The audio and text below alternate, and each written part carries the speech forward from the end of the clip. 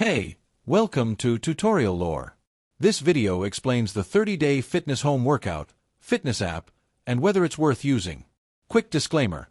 This is an explained review based on user feedback and online data, not personal use or a visual demo.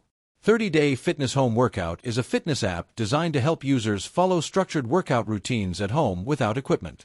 It offers daily exercise plans, customizable difficulty levels, and targeted programs for areas like abs, legs, arms, and full body. The app includes video demonstrations, progress tracking, and automatic reminders to help users stay consistent. It's available on both iOS and Android and focuses on providing short, effective workouts anyone can follow at home. The app's main feature is its 30-day challenge system. Users select a goal, follow daily guided routines, and gradually increase intensity to build strength and endurance. It also offers warm-ups, cool-downs, and bodyweight exercises suitable for beginners and intermediate users. If you found this video helpful so far, drop a like. Let's talk about how it performs in actual use.